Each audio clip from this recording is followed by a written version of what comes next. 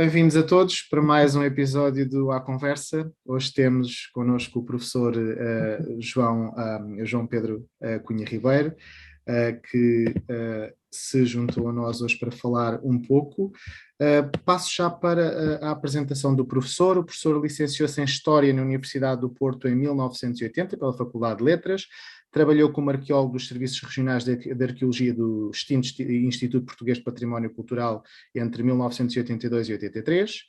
Entre 1983 e 96 desempenhou funções docentes na área de Arqueologia Pré-História na Faculdade de Letras do Porto, tendo aí prestado provas públicas de aptidão pedagógica e capacidade científica em 1987, com uma tese sobre o Paleolítico Leiria. Entre 2007 e 2011 exerceu funções de subdiretor do Instituto de Gestão de Património Arquitetónico e Arqueológico, tendo nesse âmbito acompanhado o processo da construção do Museu do COA, inaugurado em julho de 2010, coordenando ao mesmo tempo o desenvolvimento do respectivo projeto museológico. Tendo em seguida regressado à atividade docente na Faculdade de Letras da Universidade de Lisboa, não deixou de continuar ligado à gestão do património cultural, através da participação até à atualidade na secção de Património Arquitetónico e Arqueológico do Conselho Nacional de Cultura, por nomeação de respectiva tutela. Em 2014 integrou por convite o Conselho Científico da Universidade Aberta. Tem desenvolvido e colaborado em numerosos projetos de investigação na área do Paleolítico, sendo coordenador do projeto de estudos das ocupações humanas de cronologia Pleistocénico no Baixo Vale do Rio Minho desde 2015. Atualmente é diretor do mestrado em Arqueologia da Faculdade de Letras da Universidade de Lisboa e é subdiretor da mesma faculdade, onde leciona várias cadeiras da licenciatura de Arqueologia, Gênese e Evolução da Humanidade e Sociedades de Caçadores-Recoletores na Península Ibérica e na licenciatura de História da Arte, Arte Pré-Histórica e História do Clima. A Cedeira de História do Clima é um projeto que dura, neste caso, há 5 anos e conta com a colaboração de diversos docentes e investigadores de distintas cronologias históricas e áreas do conhecimento. Nela se procura abordar como as mudanças climáticas que ocorrem ao longo da história da humanidade condicionaram o devir das suas sociedades e como estas enfrentaram e se adaptaram aos desafios a que em distintos momentos foram-lhe sendo colocadas. Muito bem-vindo, professor. Obrigadíssimo. Também é um prazer estar aqui e, antes do mais, agradecer o convite que me foi feito e passar muito rapidamente para uma pequena só retificação que eu não gosto muito de fazer, mas que desde 1996 sou docente na Faculdade de Letras, da Faculdade de Letras de Lisboa, onde terminei em 99 o meu doutoramento. É só, digamos assim, essa pequena e importante nuance do ponto de vista da carreira, não é? Mas tirando isso, foi com um grande prazer que eu acedi ao vosso convite e foi também com bastante interesse que eu procurei trazer aqui, como o João Viegas já agora disse, uma parte de um projeto científico-pedagógico que tenho procurado desenvolver no âmbito da faculdade, com a lecionação de uma cadeira de História do Clima, com a colaboração de outros colegas e investigadores, e que tem sido, digamos assim, um desafio, porque me tem permitido sair da minha zona de conforto habitual, digamos assim, que é a arqueologia pré-histórica e a arqueologia paleolítica em especial, mas procurar ir um pouco mais além, e nesse sentido, quando eu, enfim, escolhi como tema História do Clima do Paleolítico aos tempos modernos, foi exatamente procurar aqui trazer um testemunho de como eu me comecei por sensibilizar através da minha área de investigação com os problemas das alterações climáticas e o seu impacto no devir da história da humanidade e como daí, a partir daí, comecei a olhar para períodos mais recentes e a vislumbrar também, ainda com uma outra escala e numa outra dimensão, a ocorrência de fenómenos de alteração climática, digamos assim, nesses mesmos períodos mais próximos de nós. É certo que este tema, e o tema central do próprio projeto científico-pedagógico, é hoje um tema mediático, digamos assim, quase que abrimos qualquer telejornal ou lemos qualquer primeira página de um jornal com os problemas e o impacto das alterações climáticas nos dias de hoje. É um tema que faz parte das agendas políticas e mediáticas de instituições locais ou até mesmo transnacionais, devido à preocupação da ONU com os problemas das alterações climáticas. Mas, de facto, a percepção deste fenómeno é uma percepção que eu não direi recente, mas que tem algumas poucas dezenas de anos, resultou, digamos assim, da acumulação de dados que indiciam problemas, digamos assim, do ponto de vista da normalidade, daquilo que, enfim, erradamente poderíamos chamar de normalidade climática, quando percepcionamos a evolução recente da evolução de algumas sociedades e do clima em que se integram, mas, basicamente, nós, de um ponto de vista historiográfico, se quisermos analisar o impacto dos fenómenos climáticos no devir das sociedades humanas, não vamos muito além de meados do século XX e a obras de referência como as de Emmanuel Leroy-Ladurie, O Clima desde o ano 1000, uma tradução livre, Climade depuis l'an 1000, ou de Humbert Lamb, que foram dois autores particularmente importantes, um historiador e que partiu da história agrária e do estudo das vindimas e da calendarização das vindimas para tentar estudar ou para tentar percepcionar alterações climáticas, dado que os registros climáticos são, do ponto de vista histórico, muito recente, não é? Quer dizer, tem uma cronologia muito próxima de nós e, portanto, são limitados nas informações que nos podem, digamos assim, proporcionar, ou Humberto Lamb, e aí talvez seja também uma página interessante, que é um meteorologista, um indivíduo com formação de meteorologista, de geofísico, se quisermos, para ser mais precisos, mas que, todavia, percepcionando os problemas das alterações climáticas, procurou olhá-las também no passado e procurou trazer até nós, através de uma análise historiográfica, o impacto que essas alterações climáticas tiveram nas sociedades humanas. Mas, de facto, se nós podemos recuar ao Leroy-Ladurie ou ao Humbert Lamb, quando nós queremos olhar para as alterações climáticas, podemos ir um pouco mais além. E o reconhecimento das origens do homem, o reconhecimento da grande antiguidade do homem, que ocorre em meados do século XIX, é de facto um episódio que marca de uma forma muito significativa a percepção de que o aparecimento desses primeiros homens, a grande antiguidade do homem, estava indissociavelmente ligada a problemas de alterações climáticas minimamente significativas. Nós, quando se estabelece a grande antiguidade do homem, fazemos-lo, ou fez, através da verificação de que havia uma contemporaneidade entre utensílios líticos talhados, há muito produzidos pelo homem, no momento em que esse mesmo homem foi contemporâneo de animais, de mamíferos, também já há muito extintos. Isso pressupunha uma coisa que não estava adquirida antes dos inícios do século XIX, que era a noção de extinção em massa de determinadas espécies. Autores como Buffon não reconheciam essa extinção, entendiam que havia fenómenos diferentes que poderiam explicar essa realidade.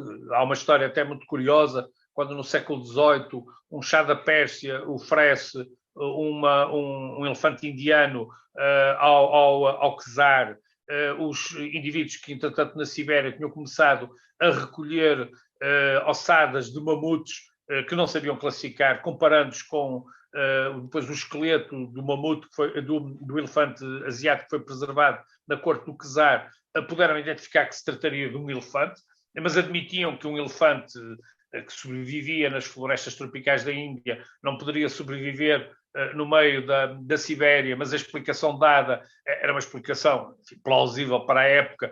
As águas diluviais tinham arrastado as ossadas daqueles mamutes mais para norte até à Sibéria e o problema estava resolvido, mas é exatamente a partir da verificação de dados que Cuvier, nos inícios do século XVIII, vai admitir que terão ocorrido significativas extinções em massas e, ao mesmo tempo, ainda por volta de 1840, há um célebre geólogo, Luís Agassiz, que pela primeira vez vai identificar no seu país natal, na Suíça, todo um conjunto de evidências que o levam a defender a existência de uma idade do gelo. Isto é, a existência de um período anterior ao nosso, em que a temperatura da Terra seria muito, muito mais baixa e, portanto, as enormes massas glaciares teriam conhecido um desenvolvimento que, à época, era impensável. Desenvolvimento esse que depois, nos finais do século XIX, se veio verificar na região alpina, que não foi um desenvolvimento único, não há uma idade do gelo, mas que poderiam ter existido várias fases, digamos assim, glaciares, várias idades do gelo, se quisermos, várias fases glaciares, intercaladas por períodos de aquecimento interglaciares. E começa-se a perceber que boa parte da história da humanidade, nós estamos a falar de um período que, do ponto de vista quantitativo, abrange a maior parte da história da humanidade, ela decorreu sob condições ambientais que se alteraram de forma significativa e que muitas vezes terão condicionado a própria história do homem. E havia fenómenos claramente perceptíveis que estavam relacionados com o problema da ocupação de determinados territórios, que era inviabilizado pelo desenvolvimento das glaciações, ou, se não inviabilizados, pelo menos em larga medida condicionados, ou, por exemplo, ainda o facto de, por exemplo, no domínio da arqueologia, na primeira metade do século XX, ter existido uma tese que dizia que, durante os períodos frios, glaciares, se produziu determinado tipo de materiais líticos talhados, enquanto durante as fases quentes interglaciares davam origem a outro tipo de indústrias com diferentes materiais, em que, portanto, as produções tecnoculturais que estavam associadas a essas populações variavam consoante as condições climáticas que então prevaleciam. Essa realidade encontra-se hoje muito melhor documentada. A conjugação dos estudos arqueológicos com várias áreas do conhecimento, várias áreas científicas, a geologia, a física e outras, têm permitido identificar de uma forma muito mais, digamos assim, muito mais fina a relação entre as mudanças ambientais e o devido às sociedades humanas. Nós hoje sabemos que desde que apareceram os primeiros homens nos inícios do Quaternário, há mais de 2,5 milhões de anos até hoje, existiram e estão documentadas através do estudo das variações dos isótopos de oxigênio nas grandes calotes da Antártida e da Groenlândia, existiram 104 fases climáticas frias e quentes sucessivamente, portanto, há 2,8 milhões de anos até à atualidade, sensivelmente, e temos também uma cronologia bastante mais fina, com dados cronométricos para essas diferentes fases, que permitem, digamos assim, cruzar determinados momentos e determinadas fases do desenvolvimento das sociedades do passado com esses mesmos elementos. Por exemplo, nós sabemos que, certamente, um dos factos que muito terá contribuído para o aparecimento dos primeiros homens e dos primeiros utensílios no meio dos primatas bípedes superiores que há 3 milhões de anos viviam na África Oriental, terá sido a forte aridificação que entre 3 milhões e 2 milhões e meio de anos se verificou nessa região do continente africano, onde nós temos as nossas origens, e que essa aridificação, diminuindo, digamos assim, os meios de sobrevivência dessas populações, agiu como um fator que desplotou a engenhosidade para que, através do fabrico de utensílios líticos, o homem tirasse melhor proveito dos parcos recursos que, com a aridificação, passou aí a dispor. E isso foi um turn-off absolutamente fantástico, porque nos tornou quase dependentes do fabrico de utensílios, e nós hoje dependemos no nosso dia-a-dia mais comum desses mesmos artefactos. Mas, por exemplo, sabemos que essas alterações climáticas no estado isotópico 1, por volta de 480 mil anos, tiveram um impacto muito significativo, e foram ao estado isotópico 2, que é um estado frio, um estado climático frio, foi substituído por uma fase quente que marca o início de um conjunto diversificado de ocupações que se passaram a verificar na Europa e na Península Ibérica em particular, e portanto isso também terá sido condicionado pelas condições climáticas quentes que sobreviveram, que a partir daí se desenvolveram, mas quer dizer, indo para períodos mais recentes, e isso é muito mais importante, hoje também temos, e não é de hoje, nem é dos tempos recentes, a percepção clara se no passado essas alterações climáticas foram muito significativas, no presente, com o fim da última glaciação, o período de aquecimento que de há 20 mil anos até hoje nós temos conhecido, um aquecimento que não é linear, mas com algumas variações, nós conhecemos o desenvolvimento das primeiras sociedades produtoras, o desenvolvimento das primeiras sociedades metalúrgicas, a complexificação tecnológica, social que lhes esteve associada, o desenvolvimento das primeiras grandes civilizações e a forma como as condições climáticas então existentes as condicionaram no Próximo Oriente, e depois, em períodos mais recentes, o período quente medieval ou a pequena idade do gelo, e mesmo essas permitem-nos vir até realidades mais próximas de nós, como o mínimo de Maunder entre o século XVII e o século XVIII, uma fase de pronunciado arrefecimento, e depois, por exemplo, ainda que com razões que se afastam um pouco das condições climáticas, mas que resultam em alterações climáticas, que é na decorrência de uma erupção vulcânica, em 1816, aquilo que ficou na Europa marcado como o ano sem verão, de tal maneira foram baixas as condições de temperatura que então se verificaram. Ora, estes fenómenos ajudam-nos a perceber de uma forma muito clara como é que as alterações climáticas podem ser vistas como um fator condicionante da própria evolução histórica das nossas sociedades. É evidente que muitas vezes há estas interpretações são olhadas um pouco de soslaio, porque veem nelas uma interpretação que abusivamente pode ser demasiado determinista da evolução histórica, esquecendo outros fatores não menos importantes. Eu estou-me a lembrar, por exemplo, do caso da Revolução Francesa, onde documentadamente nós sabemos que os anos imediatamente anteriores à Revolução Francesa foram anos em que houve alguma perturbação climática, com invernos muito úmidos, que destruíram colheitas e, portanto, aumentou as condições de fome de uma parte importante da sociedade francesa, e que esses factos, os franceses e não só, obviamente, o clima não é uma realidade nacional, mas que esses factos poderão ter ajudado, digamos assim, a aumentar as contradições ou a revolta que esteve subjacente ao eclodir da Revolução Francesa. É óbvio que nós não podemos dizer que a Revolução Francesa eclodiu por causa dos maus anos agrícolas, mas claro que eles podem ter ajudado a aumentar, digamos assim, a aumentar os problemas que já existiam naquela decrépita sociedade do antigo regime. É, digamos assim, uma realidade absolutamente incontornável. Mas nós na arqueologia também temos esses problemas.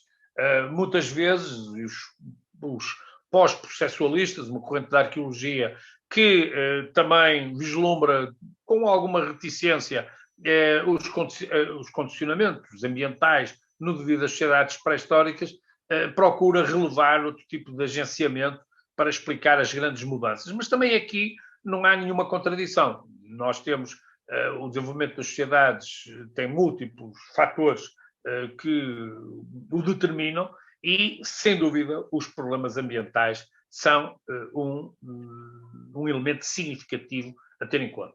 Eu diria, e para que essa realidade é hoje uma realidade que começa a ser, com a sensibilidade e a percepção que nós temos das alterações climáticas, cada vez mais tida em conta. Há, digamos assim, a percepção da importância que as alterações climáticas podem ter para a evolução das sociedades contemporâneas, e nós também, eu quase diria, e hoje há pouco aqui falando com o João Diegas pelo telefone, estávamos a falar do Marc Bloch, e eu me lembro sempre, como jovem estudante de História, de ler aquele velho livrinho, na altura, francófono, que era Introdução à l'Histoire, onde ele dizia mais ou menos isto, citando livremente: para que é que serve a história? A história serve para estudar o passado, para compreender melhor o presente e olharmos para o futuro. E de certa forma, aquilo com que nós hoje podemos encarar a importância da história do clima é exatamente nesta perspectiva. E de tal maneira é essa a perspectiva que eu creio que interessa aqui relevar, quanto ela é importante para nós equacionarmos os desafios que temos pela frente. E, nem de propósito, muito recentemente foi publicado um artigo numa revista internacional, uma revista americana, exatamente por uma série de investigadores, onde defendiam aquilo que eles denominam como a arqueologia das alterações climáticas.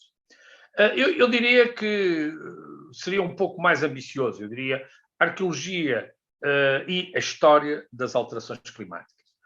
No sentido em que o objetivo daquilo que eles definem como arqueologia das alterações climáticas é, nem mais nem menos, do que procurar ver no passado quais os desafios que as sociedades tiveram que defrontar, perante fenómenos muitas vezes catastróficos, mas outros que foram mais lentos, podem ter sido mais graduais, mas que nem por isso deixaram de ser menos impactantes para essas sociedades, e a forma como essas sociedades enfrentaram esses desafios. Muitas vezes com êxito, outras vezes até eventualmente sem êxito, mas a análise desses processos pode ser um elemento particularmente benéfico para nós encararmos aquilo com que nos defrontamos e que naturalmente são questões particularmente importantes.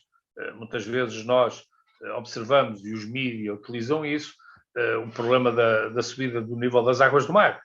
Mas isso, por exemplo, mesmo em períodos mais recentes, pós-glaciares, isto é, de há 20 mil anos até hoje, houve significativas variações do nível médio das águas do mar, que teve impacto nas comunidades costeiras e que não deixou, obviamente, de levantar desafios e de obrigar a que essas sociedades desenvolvessem distintas respostas, umas com mais êxito, outras com menos êxito, a esse fenómeno. E, portanto, este é o tipo de interação com que a história do clima e uma análise circunstanciada da história do clima numa perspectiva, e é por isso que eu trago aqui o Paleolítico, numa perspectiva de longa duração, porque nos dá uma ideia de uma dimensão para a qual nós não estamos preparados, mas de uma dimensão cronológica onde esses fenómenos podem ter, digamos assim, um impacto muito mais significativo, a forma como as sociedades humanas conseguiram sobreviver a todos esses fenómenos de alterações climáticas que hoje se desenvolvem de uma forma, enfim, um pouco mais assustadora,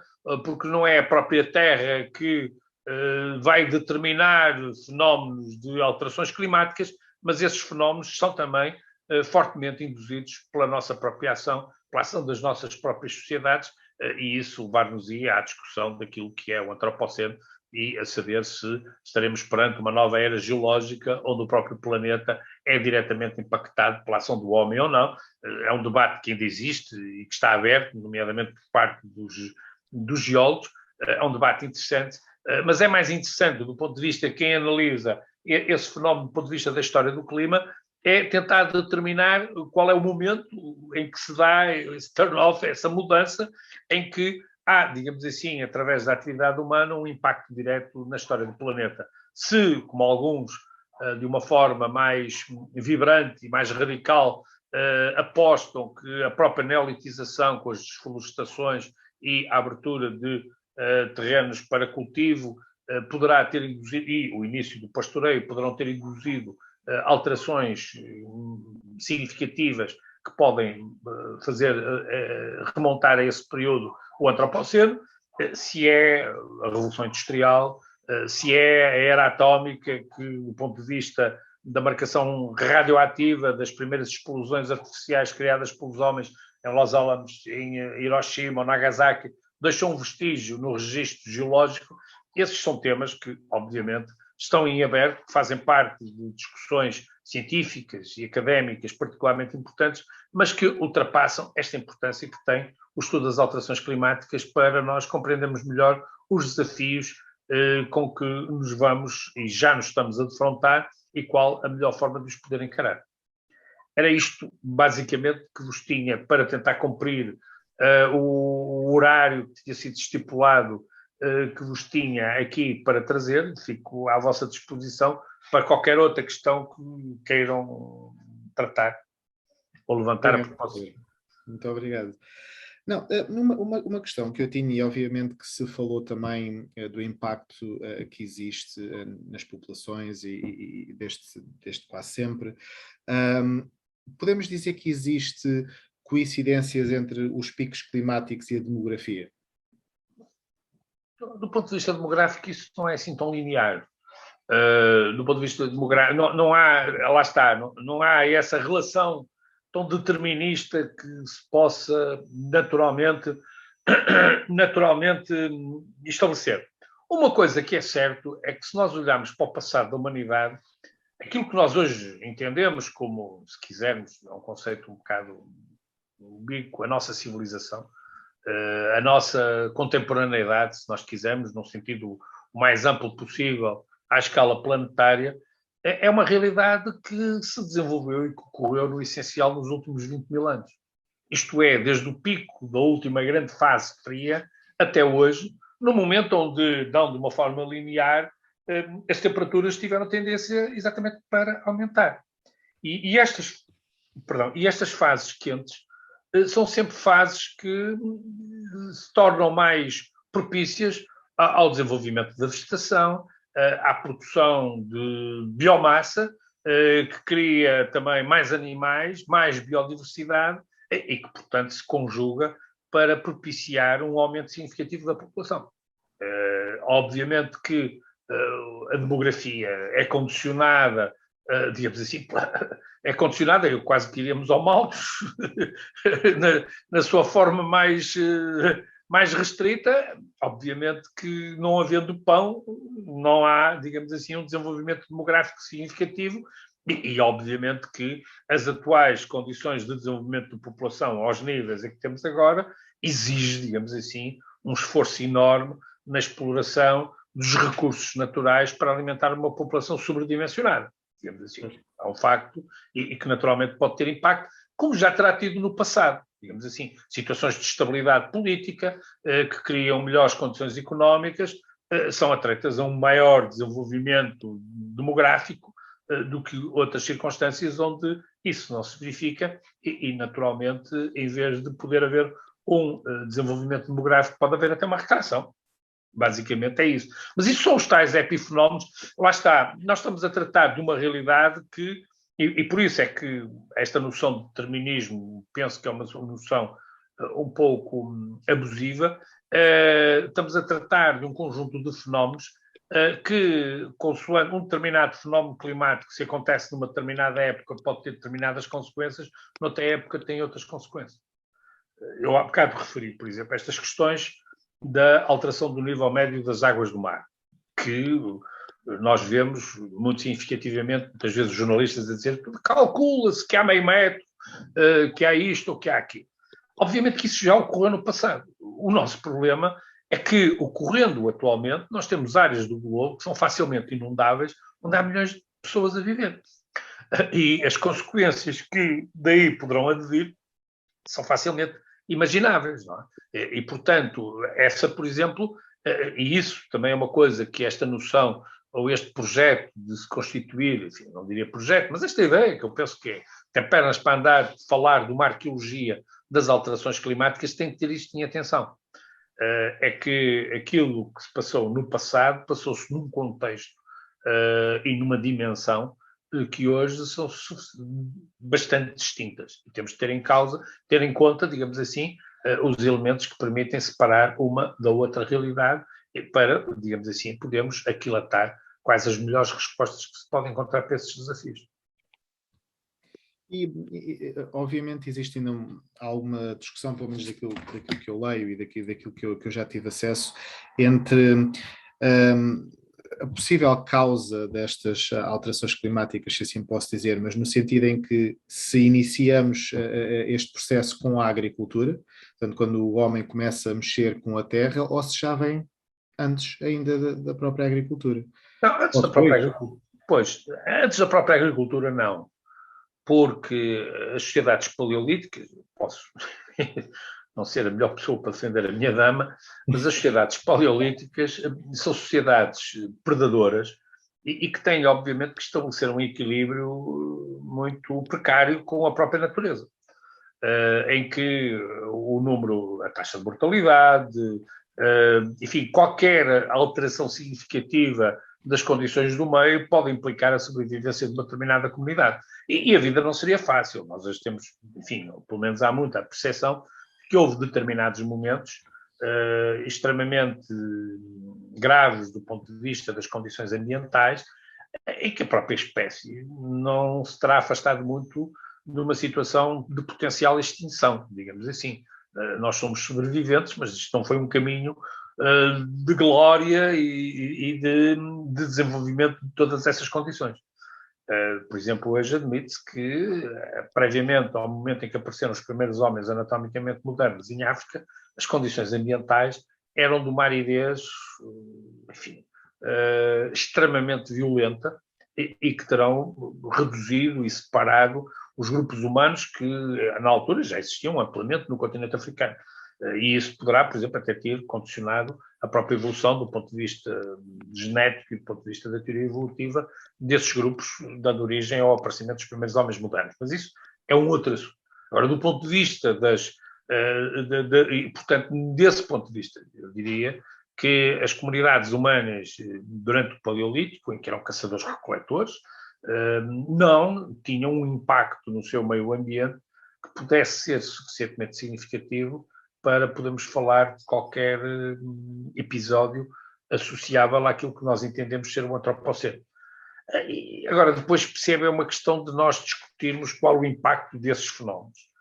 Se a Revolução Industrial ou se, por exemplo, a desflorestação que permitiu o desenvolvimento das navegações em determinados momentos históricos teve um impacto tão significativo que daí decorreram fenómenos de alterações climáticas que tiveram impacto no devido às sociedades, isso é um assunto que ainda hoje se discute. Eu creio que esse é o assunto talvez menos importante, porque é uma questão meramente formal, saber ou não se há antropoceno. É quase uma questão emblemática quando nós falamos no antropoceno, é apenas para tentar reconhecermos que o impacto do homem no seu meio ambiente não é uma coisa de agora, mas é uma coisa que vem de trás. Quando de trás ela vem, é um assunto que ainda está em discussão, e o próprio facto de o reconhecimento, digamos assim, pelas comissões estratigráficas internacionais ter demorado o tempo que levou, digamos assim, já um sintoma dessa dissensão ou da ausência de um consenso tão significativo que permitisse reconhecer o momento de início do antropoceno. Agora, para períodos mais recentes, nós, obviamente, temos mais dados. Talvez as alterações climáticas não sejam tão expressivas como foram no passado, no Paleolítico. Não foram certamente tão expressivas, mas não deixaram de ser suficientemente expressivas para condicionar o devir da história humana. Eu falei há bocado do episódio da Revolução Francesa, mas pontualmente conseguimos identificar fenómenos a uma escala global ou a uma escala mais local deste tipo que condicionaram e podem ter tido um impacto no devir da história humana. O que interessa, e aqui esse talvez seja o grande desafio, ou pelo menos essa foi a ideia que eu quis aqui trazer a esta nossa conversa, de uma forma informal, é o impacto que a análise do passado pode ter na avaliação do presente. Por isso é que eu citei, eu tive o descaramento de citar o Marco Bloch tão livremente como o fiz, mas que acho que testemunha, digamos assim, esta ideia de que nós não olhamos para o passado porque gostamos do passado, mas olhamos para o passado porque ele é absolutamente imprescindível para nós compreendermos o presente e compreendermos o presente das alterações climáticas. E é curioso porque o professor Álvarinho Dias também, também falou muito sobre o facto da Revolução Francesa e das alterações climáticas, e é realmente muito interessante, mas eu ainda pegando um bocadinho mais na contemporaneidade, ou seja, relativamente há 2 dias, portanto muito recentemente, os alertas basicamente catastróficos relatados pelo IPCC, o painel da ONU para os estudos de alterações climáticas, o professor acha que são propositadamente deterministas ou ao menos alarmistas? Eu não direi que são deterministas nesse sentido. Aquilo que eles causam um alarme, causam, naturalmente, não é? Agora, que nós não estamos, digamos assim, em circunstâncias muito agradáveis e que temos enormes desafios pela frente, eu diria que sim. Agora, o que temos é tentar perceber, de uma forma nuanceada, quais os mecanismos que estão subjacentes. De facto, e certamente o professor Álvarinho Dias aqui falou desses problemas, a análise dos problemas climáticos é a análise de uma análise complexa e difícil. Estes determinismos e a linearidade com que nós podemos dizer acontece aqui e, portanto, vai chover ali, não é fácil de estabelecer e ninguém ousa estabelecer. Eu creio que há bocado julguei que até o sentido da orientação da sua pergunta é o que é que determina essas mudanças climáticas do ponto de vista natural. E mesmo aí tem-se dado passos particularmente significativos, mas há ainda situações muito nebulosas que só o avanço da ciência, e eu acredito que o avanço da ciência nos vai esclarecer de uma forma mais concreta para o futuro. Mas, de qualquer maneira, quando nós vemos as análises do IPCC, aquilo que elas muitas vezes são filtradas são por uma mídia que aposta muito frequentemente em notícias bombásticas e de grande impacto, não é?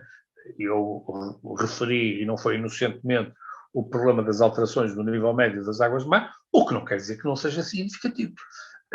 Agora, não é, digamos assim, uma realidade que não se tenha conhecido no passado, até com uma maior amplitude. Isto é, há cerca de 20 mil anos, durante o período máximo glaciar, o nível médio dos oceanos estava bastante mais abaixo, na casa das dezenas de metros, do que está hoje. É previsível que nós possamos ter regressões, aquilo que se chamam regressões, que andam acima dos 100 metros. Isto é, o nível médio das águas do mar está substancialmente abaixo daquilo em que se encontra hoje. O que tem, reparem, tem implicações que são particularmente importantes. O território era completamente diferente. A Inglaterra não era uma ilha, por exemplo. Houve condições para que populações de caçadores-recoletores passassem do extremo oriental da Euroásia para o Alasca e iniciassem o processo de colonização do continente americano. Há cerca de 14 mil, 18 mil anos, enfim, depois a aferição dessas datações com novas descobertas vai-se alterando. Portanto, há consequências do ponto de vista daquilo que se chama a paleogeografia, foi particularmente significativo. Isso queria dizer que um antepassado nosso que vivesse nessa época chegava ali à costa da Caparica e teria que andar muitos quilómetros para chegar ao mar. Digamos assim. E isso, obviamente, levava a que os recursos nessas planícies costeiras pudessem ser uma fonte de alimentação particularmente importante. E nós, muitas vezes, hoje, enfim, nos questionamos de quantas estações arqueológicas e vestígios dessas comunidades não estarão hoje debaixo de água, digamos assim, por essas mesmas circunstâncias. O que é óbvio e inalterável, não é? Agora, esses fenómenos que hoje são previsíveis têm de ser analisados a uma outra luz, não é? Porque se nós os visualizarmos de uma forma mais consistente, percebemos que são desafios muito complicados, não se podem levar de ânimo leve, mas, acima de tudo, compete-nos a nós perguntar o que fazer. E este projeto que eu vos referi, e que tem, já foi depois de nós falarmos e temos combinado o tema que eu viria aqui a tratar, que me chegou às mãos, inadvertidamente, esse artigo, e que eu achei extremamente interessante, exatamente da criação de uma arqueologia das alterações climáticas e da importância que essa arqueologia, porque não pode ser só a arqueologia, porque nós na arqueologia aquilo que nós podemos estudar, e o nosso campo de ação, são os vestígios materiais deixados por esses nossos antepassados e a forma como eles podem interagir com determinadas realidades que depois nos são dadas através dos próxios climáticos, dos mais diferentes, da análise dos isótopos de oxigênio, dos sedimentos, da flora através da palinologia ou através da antropologia, do estudo dos carvões vegetais, um conjunto de outros elementos que todos juntos, digamos assim, nos permitem reconstituir a evolução paleoclimática de determinadas regiões e cruzá-las com os eventos que, através da arqueologia, nós aí conhecemos, e se temos uma boa cronologia dos primeiros e uma boa cronologia dos segundos, verificar aquilo que há bocado perguntou, haverá coincidência em determinados momentos e a demografia? Vamos ver. Ou haverá alterações tecnológicas que foram induzidas pelos desafios postos pelas alterações climáticas que se verificaram em determinados momentos?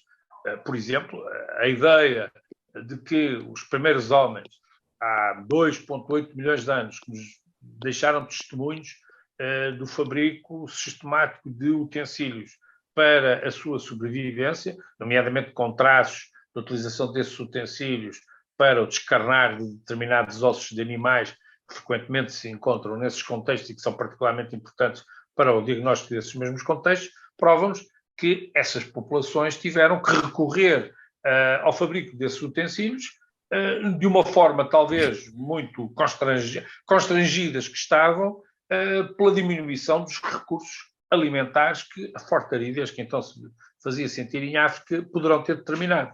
E isso não é, digamos assim, caso único. Nós sabemos, e isso dá uma mudança significativa, porque nós passamos, a partir daí, a deixar de ter uma evolução biológica normal, evolução de todos os seres vivos, mas passamos a ter uma evolução biocultural, em que associamos a nossa própria evolução biológica a aspectos culturais, que podem ir desde a tecnologia até aspectos das nossas concepções mentais mais elaboradas e que facilmente nós encontramos bem plasmadas nas sociedades contemporâneas e que são muito mais significativas. E isso, se se verifica nos primeiros homininos, nós podemos tentar, enfim, nos antepassados dos primeiros homens, podemos tentar também vislumbrar em que medida é que, por exemplo, a chegada dos primeiros homens ao continente europeu, que se processa muito depois de eles terem aparecido em África, foi condicionada pelas condições de sobrevivência que eles aqui tinham. E em que medida essas condições de sobrevivência tinham a ver com as condições climáticas que então se faziam sentir.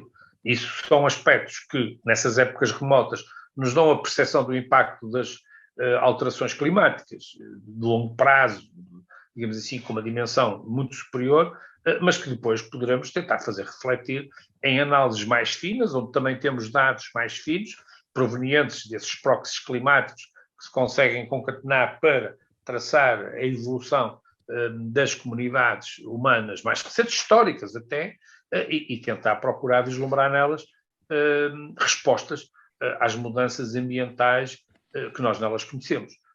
Por exemplo, nós podemos tentar verificar que, em alguns casos, as grandes civilizações do mundo oriental, do Próximo Oriente, se desenvolveram em regiões que hoje são praticamente desérticas e que outrora deram origem a campos muito bem irrigados, tecnologia de irrigação, que é uma questão fundamental, porque o calor é fundamental para as plantas sobreviverem, mas a umidade é também um complemento essencial e, portanto, as estratégias de irrigação são extremamente importantes, mas que depois, de determinadas causas, muitas vezes climáticas, levaram a que essas sociedades agrícolas com grande sucesso se tivessem extinto, digamos assim, por razões que muitas vezes podem estar também associadas a mudanças climáticas. Porque há uma coisa que é particularmente importante. Nós hoje podemos ter um bom ano de seca, ou um ano de uma forte seca, de uma seca catastrófica, mas em princípio chegamos às prateleiras dos supermercados e os produtos estão lá. E lá estão, pois. Com todas as consequências que isso tem. Ora, numa sociedade agrícola, há uma dependência muito maior de um bom ano, de uma boa colheita, e nós muitas vezes nas sociedades contemporâneas, urbanas, fundamentalmente, não temos a percepção daquilo que representa um bom ano agrícola e das consequências que um bom ou um mau ano agrícola pode ter para a vida das pessoas. Porque nós queixamos que há seca, que as barragens podem estar a um nível inferior ao médio, mas, digamos assim, nós continuamos a ter água nas nossas torneiras. E se um indivíduo viver no mundo rural e a água que tem for a água do poço, se o poço deixar de ter água, o impacto é muito mais significativo. Portanto, nessas sociedades, estou-me a lembrar das sociedades do antigo regime, todas estas pequenas alterações terão tido um impacto, por vezes catastrófico, terão dado origem a mortes, a retração das sociedades, ao desaparecimento, por exemplo, as fomes no Alentejo que levaram a migrações de grandes dimensões no século XIX, podem ter também a ver com manifestações desse tipo e que podem ser particularmente impactantes nos tempos modernos. Antes de passar aqui a palavra ao João, porque eu sei que o João quer fazer uma questão e eu não quero monopolizar a entrevista. Não, tudo bem. Mas só queria fazer uma pequena questão. Eu, na altura, tinha perguntado se existia, por exemplo, alguma coincidência entre os picos climáticos e a demografia. Mas se calhar agora colocaria numa perspectiva histórica. Ou seja, existe alguma coincidência entre, por exemplo, alguns factos históricos, como, por exemplo, foi o caso da Revolução Francesa, mas poderíamos, se calhar, falar na expansão europeia com um clima mais ameno, ou quando um clima começa a deteriorar, uma contração maior que existe a nível europeu, por exemplo. Você acha que existe algum tipo de coincidência? Ou... Eu acho que às vezes é mais coincidência. Eu vou-lhe dar um caso muito simples. A colonização da Groenlândia. E, digamos assim, a extinção das colónias vikings da Groenlândia, no momento em que se começa a desenvolver a pequena idade do gelo, as condições de sobrevivência locais tornam-se catastróficas e aquelas populações são obrigadas a sair de lá ou extinguem-se completamente, morrem à fome, deixam de ter meios de sobrevivência. Esse é um exemplo, é quase um exemplo clássico, não é?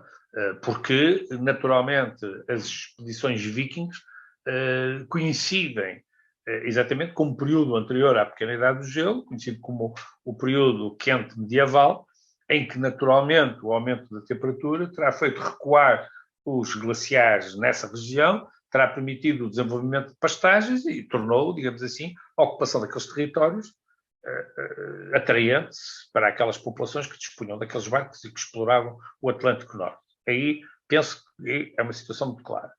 Outras situações onde muitas vezes nós vamos encontrar, digamos assim, conexões que são minimamente significativas, por exemplo, nas grandes migrações de populações que sucederam, por exemplo, com o fim do Império Romano, as invasões bárbaras, ou as invasões do mundo ocidental com os mongóis, que coincidem com períodos de seca, onde eles deixam de dispor nas suas origens, nas suas planícies centrais da Ásia, onde viviam e onde eram naturais, de pastagens suficientes para alimentar o seu gado, e vêm-se impelidos a deslocarem-se para o Ocidente em busca de novas pastagens. E depois, obviamente, com todas as consequências que isso tem, que depois têm outros fenómenos e podem induzir outras realidades que ultrapassam. Agora, no fundo, aquilo pode ter sido determinante para obrigar uma população enorme, uma população nómada, é certo, mas a deslocar-se de uma forma anómala, porque era uma população nómada, portanto tinha deslocações... De certa forma não é coincidência, correto? Como? Sim, não há coincidência, claro. Sim, não há coincidências. Aí não há coincidências. Agora, dessas coincidências, nós retiramos, poderá ter havido uma relação causal, que não poderá não ser a única e terá outros impactos, que terá levado, por exemplo, essas populações a deslocarem-se de uma forma significativa. Eu aí não tenho um conhecimento muito grande, mas há todo um conjunto de movimentações no período pós-glaciar e em períodos históricos recentes, os turcos, a chegada dos turcos à Anatólia, por exemplo, que são também povos que vêm exatamente da mesma região e que teriam modos de subsistência na origem muito similares e que podem ter sido induzidos a invadir outros territórios por pressão.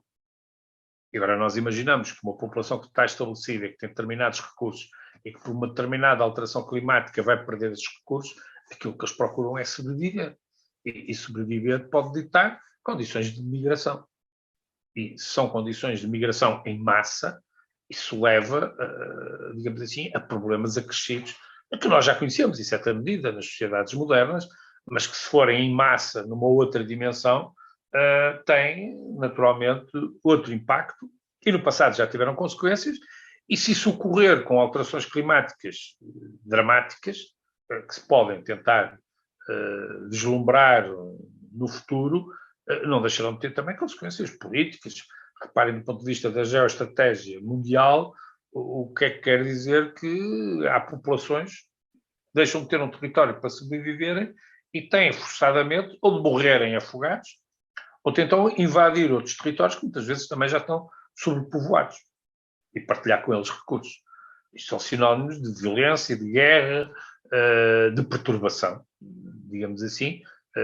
Independentemente de nós não sabermos à partida quem pode ganhar, o que aí vem nunca seria boa coisa. Isso aconteceu no passado e pode acontecer no futuro. E é isso um pouco que nos permitirá, ou que a história do clima poderá trazer para épocas mais recentes e de uma forma mais significativa. Obrigado, professor. Passo agora aqui a palavra ao outro João. Estamos monopolizados de homónimos, mas poucas vezes falamos aqui nos nossos confabulatings, há conversas, da questão da longa duração e história também, isso por vezes restringimos-nos o tempo não é muito, restringimos-nos vou-lhe chamar nichos, apenas partes. E de facto o que o professor hoje nos traz é pensar numa questão que nem sempre está acima da nossa mesa. E ao falar da longa duração e na questão de problemas climáticos presentes, já falámos diversas vezes de subida de nível médio do mar, falemos de incêndios ou outra qualquer catástrofe natural ou alteração climatérica. Para compreender melhor a questão desse tempo muito longo em que estamos à mesma a falar dos mesmos acontecimentos, numa relação causal com semelhanças ou não, como é que encara, dou-lhe a liberdade de escolher, por exemplo, 3, 4 situações semelhantes, com consequências diferentes. Hoje em dia queremos dar respostas a estas questões que temos vindo a falar do nosso tempo.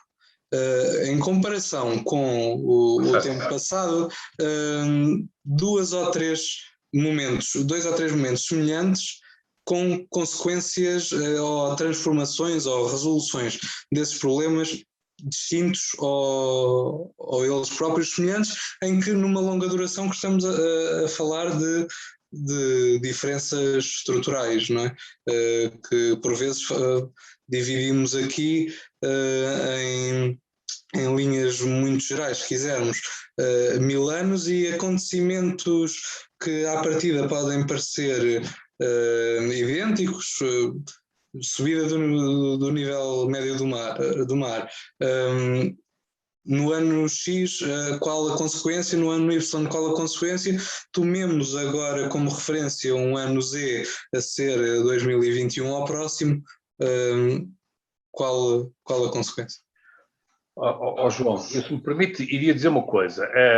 A longa duração eu trago aqui como um desafio, porque aquilo que eu me comprometi foi aqui a trazer, enfim, tematicamente pegar no projeto científico-pedagógico que tenho procurado com outros colegas e investigadores a desenvolver no âmbito da cadeira de História do Clima.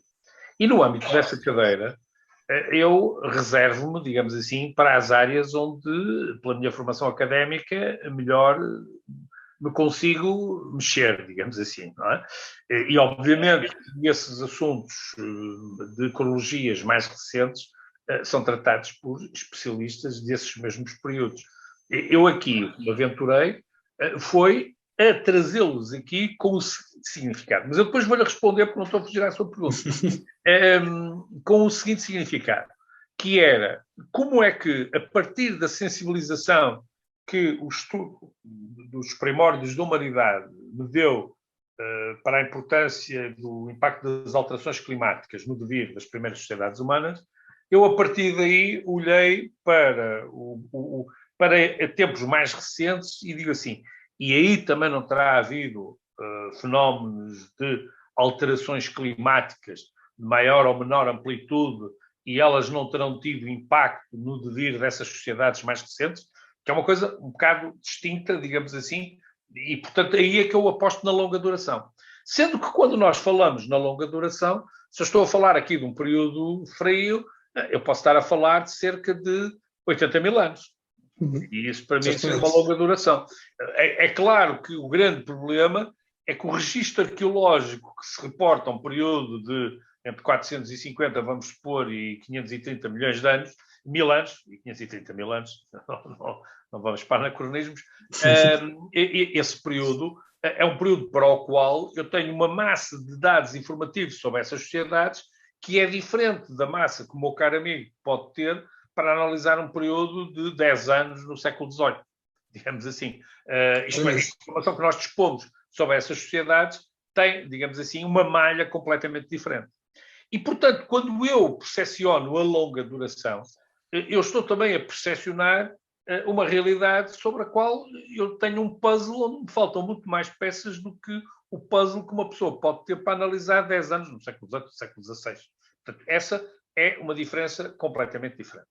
Agora, aquilo que ocorre são fenómenos particularmente importantes e que terão afetado o nosso cotidiano como comunidade. Eu não digo como nação, não vamos aqui pôr baias cronológicas desse tipo, digamos assim, mas o território que atualmente corresponde ao território português foi um território que evoluiu nos tempos históricos de uma forma significativa. E nós hoje, por exemplo, sabemos os fenómenos de assoreamento dos rios, o desaparecimento de lagoas e lagunas particularmente importantes onde se situavam portos que, entretanto, desapareceram, as alterações que se verificaram no litoral de uma forma muito significativa, levaram a que o país que nós temos hoje seja, objetivamente, do ponto de vista da sua geografia, um país muito diferente do que aqueles nossos antepassados alguns séculos atrás conheceram. E que isso lhes permitiu, digamos assim, criar uma ocupação do território com características completamente diferentes.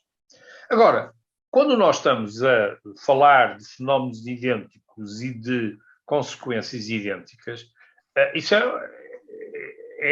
digamos assim, é muito arriscado. E eu procurei fazê-lo aqui muito a medo.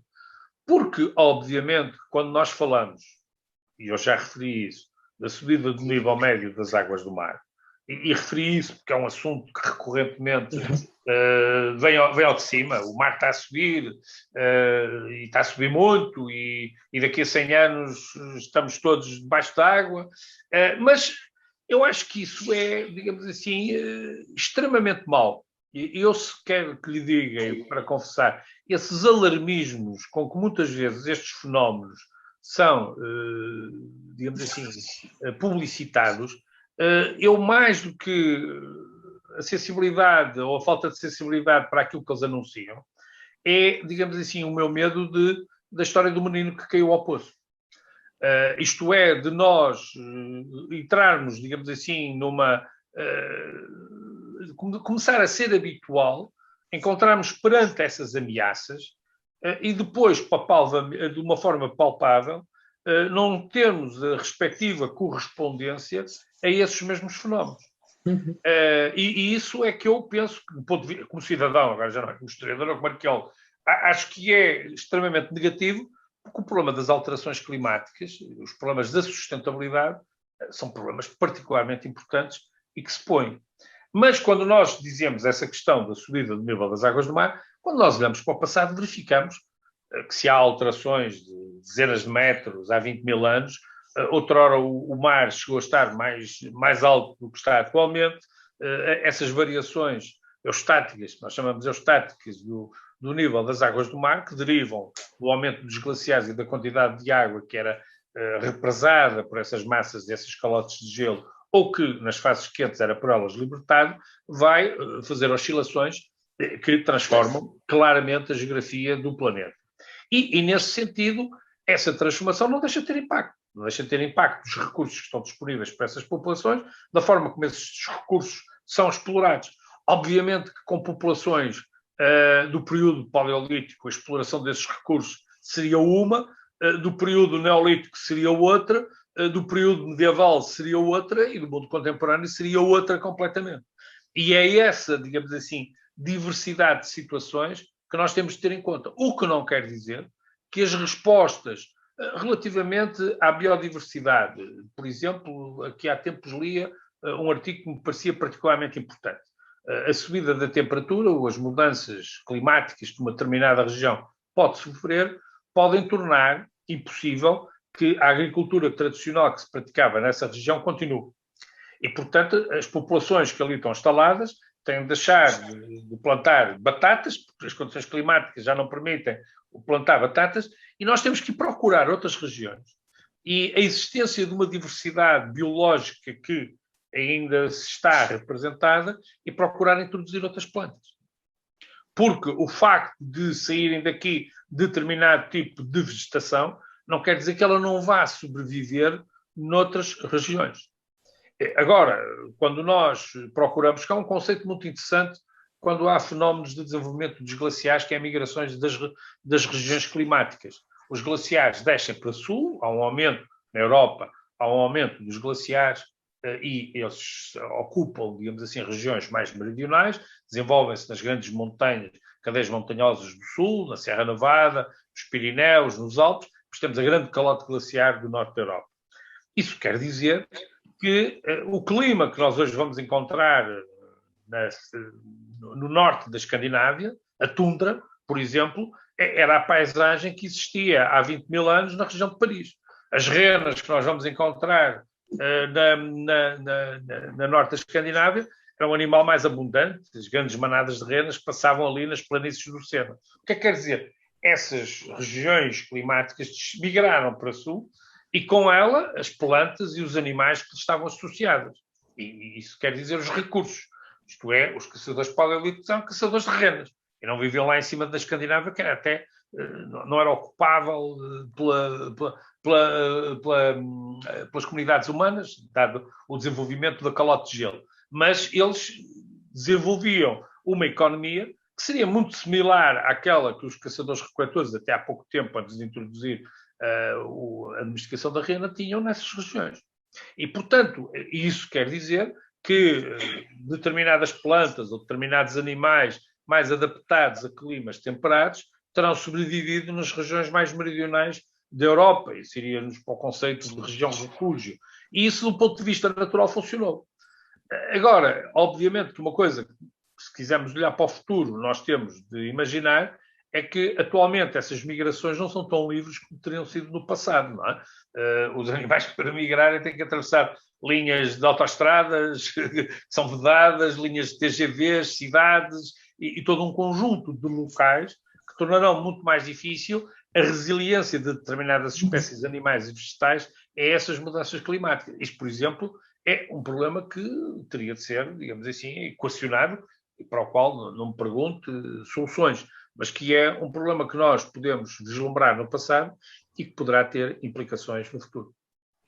E de qualquer das formas também já podemos se calhar referir que já existem alguns refugiados ambientais de certa forma, não é? Porque se nós tocarmos no exemplo do nível médio do aumento do nível médio das águas ou até mesmo na incidência de incêndios de maiores dimensões, já começam a insurgir-se e a fazer cada vez mais refugiados, não só a nível de população, mas também cada vez em mais locais. Temos, por exemplo, o caso dos Países Baixos e das inundações que lá existiram relativamente recente.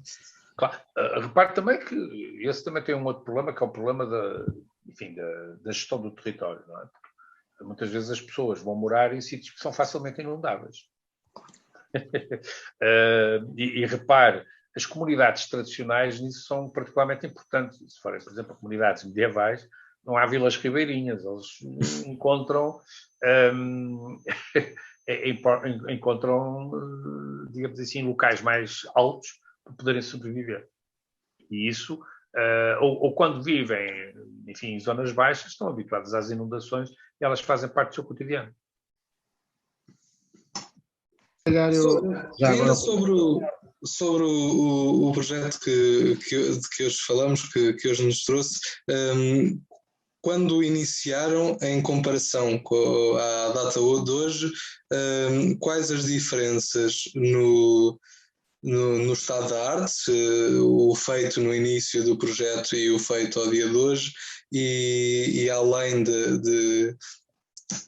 do ensino de uma cadeira de História do Clima que eu pontualmente assisto e acompanho por estar próximo também da Universidade do Professor. Qual é a meta mais aliciante que têm para o tempo, aqui não a longa duração, o tempo muito longo, mas no curto, médio prazo?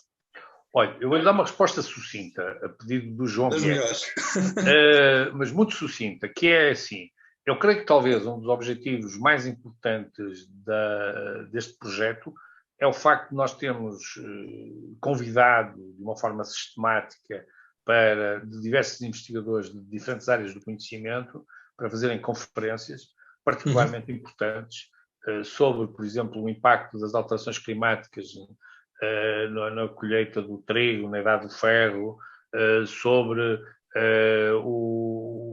a história do clima no século XVIII em Portugal, sobre a importância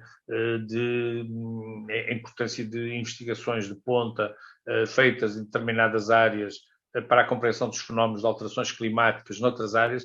Isso tem sido um aspecto particularmente importante. No quadro do ensino de História, convidar geólogos, geógrafos, palinólogos, enfim, indivíduos com áreas de conhecimento muito diversificadas, tem sido, se me permito destacar, o aspecto mais importante e interessante, até porque nos tem permitido fazer upgrades quase contínuos sobre aquilo que se vai conhecendo da história do clima no nosso território.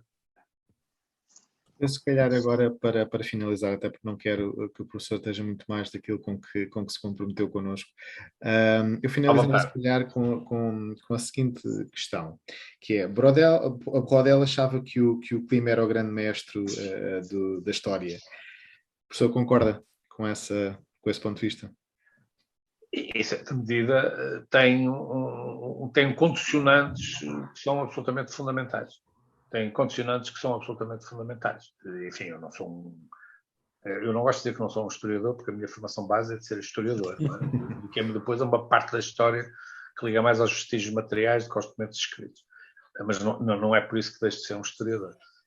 E eu creio que nesse balanço, que é muito importante, há, de facto, um condicionante na longa duração, em que as alterações climáticas, por todas as consequências que tiveram, de certa forma, condicionaram, não determinaram, mas condicionaram a nossa evolução e vão continuar a condicionar. E temos de estar preparados para isso. Creio que essa talvez seja a melhor lição que podemos tirar a partir daquela situação livre, totalmente livre, que eu fiz do Marco Bloco, conhecer o passado para melhor perceber o presente e olhar para o futuro. Professor, com esta terminamos, então. Muito obrigado pela Nada, foi um prazer. E agradeço a toda a gente que nos está a ver, que ainda são bastantes pessoas, pela companhia, e vemo-nos no próximo à conversa. Obrigado a todos e até à próxima. Obrigado. Boa noite.